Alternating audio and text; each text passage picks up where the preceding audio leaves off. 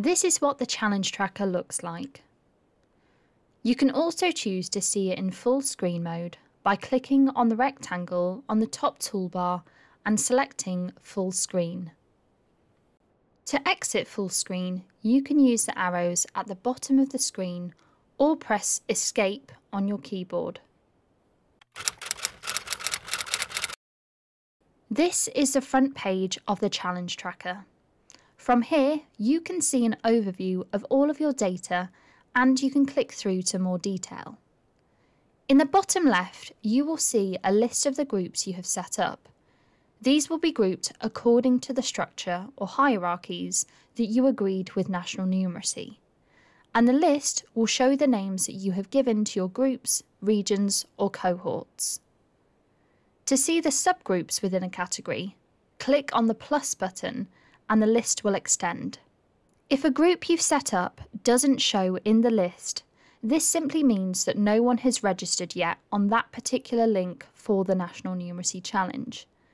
A group will only show on the tracker list once someone has registered on that link. The front page shows a basic overview of the data for your groups.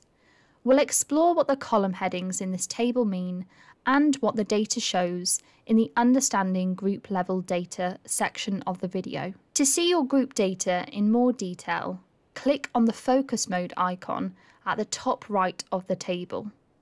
This brings you to a screen showing group level data. On this screen, you will find all of your groups listed in the structure you agreed with National Numeracy when setting up your challenge links. This table shows you the headline activity for each particular group. In the table, you can see REG, which means the number of people who have registered on the challenge on the link for each group. CHE means the number of people who have assessed their skills or taken a check on the challenge. LEA means the number of people in that group who have visited learning resources or looked at their questions wrong in the challenge. IMP means the number of people who have improved either their confidence or their skills on retaking a check on the challenge. The final three columns show the top scores people have achieved on taking a check, where people have scored less than 60, which would indicate a lower skill level with numeracy, where people have scored between 60 and 79, and where people have scored 80 or more, which indicates that they have what we call the essentials of numeracy, and is roughly equivalent to adult level 2. You can see this data for each of your groups on the table. For instance, we can see here in cohort 32 that 26 people have registered on the link for cohort 32. 25 people in the cohort have taken a check, 11 people have done some learning, and 4 people have improved their confidence or skills. Of the 25 people in this cohort who've taken a check, on their top scores, 4 scored below 60 on the check, 5 scored between 60 and 79, and 16 people scored 80 or more. To find out who these people are and more information about each learner, you can click through to show the data at individual level. To do this, right-click on the cohort name you're interested in and go to Drill Through on the menu, then click on Users. This brings you to a screen showing individuals' data. On this screen, you can see the activity for each individual in the group you've chosen to view. This includes their name and their email address, when they registered, the number of months since they registered, the number of days since they last logged in, how many times they visited their home screen on the National Numeracy Challenge, the score they achieved on their first check when they took the challenge, the top score they've ever achieved when taking a check on the challenge, how many checks they have taken, their first confidence score, with 10 being the highest confidence and 0 being the lowest confidence, and how their checkup score breaks down between different areas of numeracy.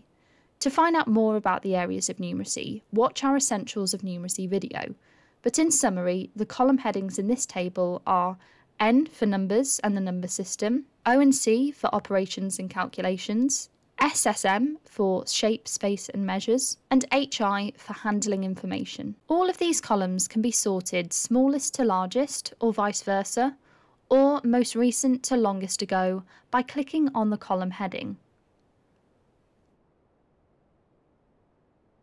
So you could, for instance, find the least confident people, or people who had not logged in recently, by sorting the relevant column into order.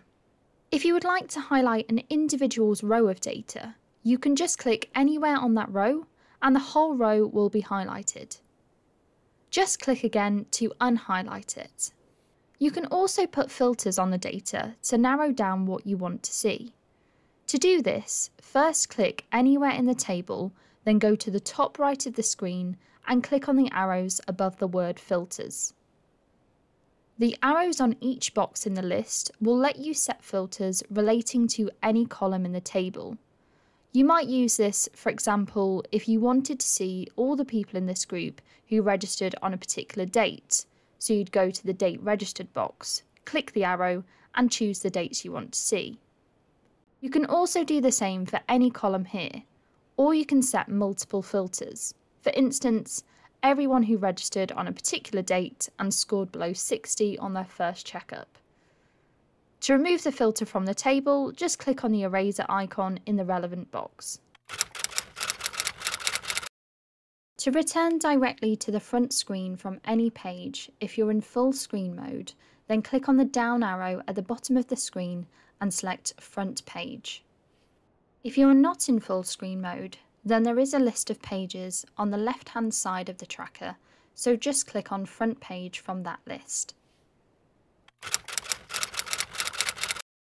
On the front page, you can see summaries of all of your data in graph form. The graphs include how far people have got in their journey through the challenge. This shows how many people have registered, taken a check, accessed learning resources, and improved their score. You can see learners' starting levels, meaning the score they achieved in their first check on the challenge. This is split into less than 60, 60 to 79, and more than 80. You can see the learners' highest levels, meaning the top score they achieved on any check they've taken. You can view their average area scores, showing which areas of the essentials of numeracy are particular areas of strength or weakness for your learners. These areas are numbers in the number system, operations and calculations, shape, space and measure, and handling information. You can also see learners' confidence scores, with 10 being high confidence and 0 being the lowest confidence. Then finally, there's a graph to show you when your learners registered on the challenge. This shows years, but you can also choose to see quarters or months. You can do this by hovering over the graph until a series of grey icons appear. Then click on the double down arrow icon to see quarters, or click it again to see months, and so on. To return back to the previous time frame, use the up arrow.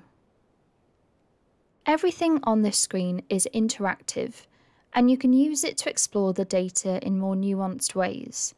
For instance, you could compare the graphs for everyone with the graphs for people in particular groups or who fit certain criteria. You can do this by clicking on the name of a group in the table at the bottom. This will then highlight the data for that particular group, while keeping the overall picture in a fainter colour for comparison. You can also click on any aspect of the data on the graphs to show the data that relates to people who fit into that category. For instance, if we click on the bar for number 6 on the confidence scores, then the rest of the graphs will change to highlight the data for everyone who has a confidence score of 6.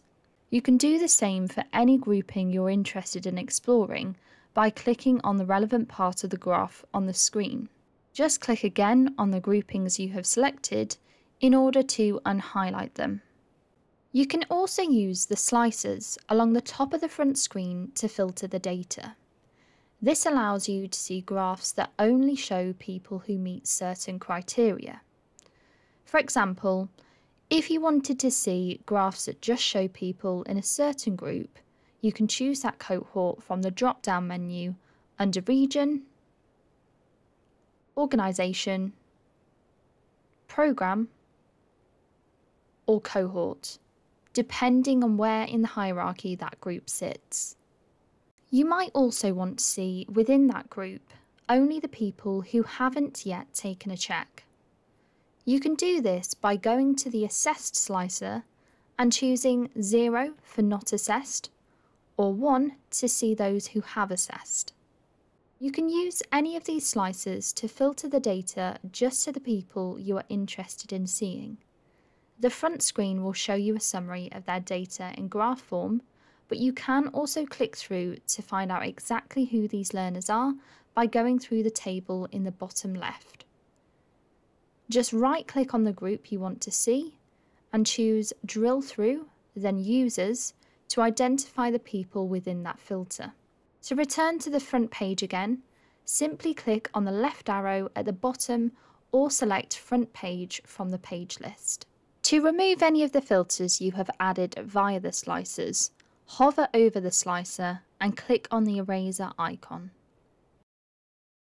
If you want to remove all of the filters at once, then come out of full screen mode and click on the turquoise circle button at the top. Then simply choose Reset. If you would like to find the data for a specific individual, go to the full user list page by clicking on it in the page list, which can be found on the left-hand side of the tracker or via the down arrow if you're in full screen mode. You can sort the user list alphabetically by first name or surname by clicking on the relevant column headings, or you can use the filters.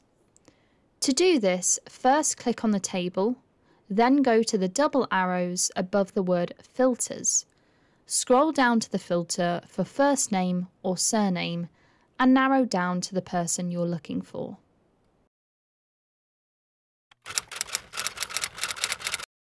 You may find it useful to look at who has registered on the challenge via your links but not yet completed a check of their skills.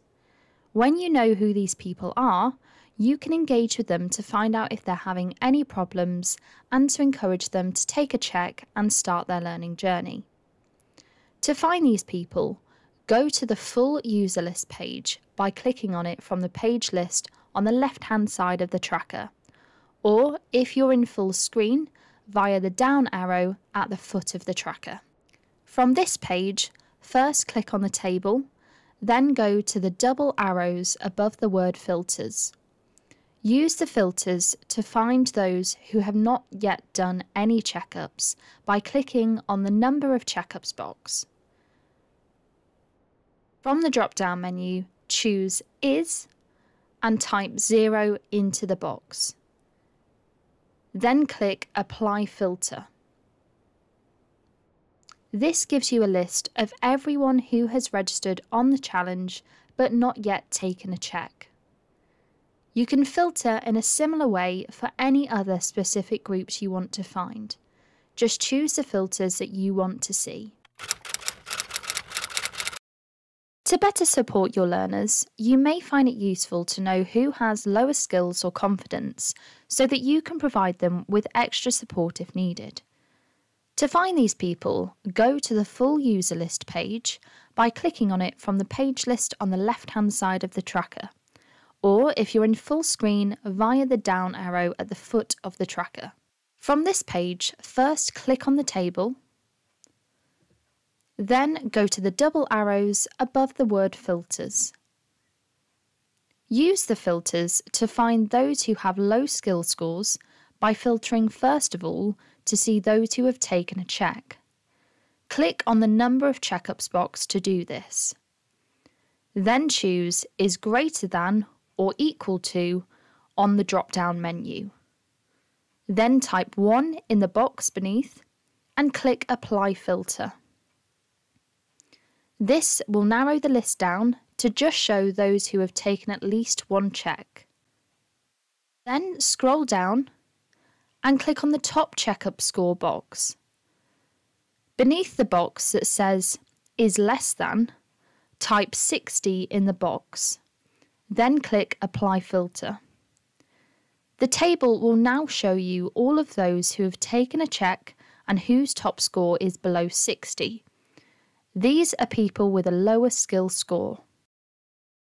If you want to remove these filters and return to seeing all individuals, simply click the eraser icon next to each filter you want to remove.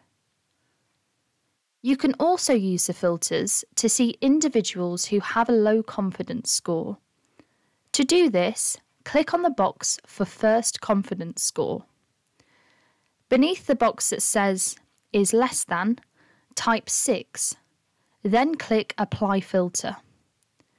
The table will now show you all the people who have scored less than 6 in terms of their confidence with numeracy. You can filter in a similar way for any other specific groups you want to find. Just choose the filters that you want to see. Knowing who has improved their score on the challenge helps you to monitor progress, celebrate success, and share positive stories. If someone has improved their score from a low starting point, you could ask them if they're willing to share their story as an inspirational case study, or they might be willing to act as a buddy to another learner with low confidence. To find people who have improved their score, use the Improved slicer on the front page. On the drop-down, select 1 to show the data for people who have improved their score. You can find out who these people are by going through the table on the bottom left, cohort by cohort. Use the plus buttons to get to the cohort you want to see.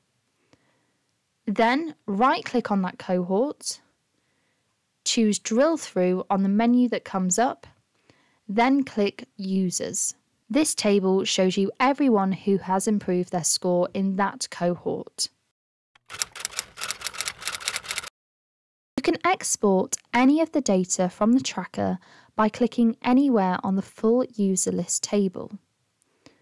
If you have clicked on a user, make sure you click again to unhighlight them. Then hover over the table and 3 dots will appear in the top right of the screen. Click on the 3 dots and choose Export Data from the menu. Then follow the steps on the screen that comes up. The data in your challenge tracker is updated daily. You can log in at any time to check the most up-to-date numbers, but you can also set up daily or weekly emails with headline data updates that will be sent directly to your inbox. To do this, click on the Subscribe to Report button on the top toolbar. You will need to come out of full screen mode to see this. On the screen that comes up, click the green Add New Subscription button and then choose when and how often you'd like to receive the emails. Click Save and Close when you're done.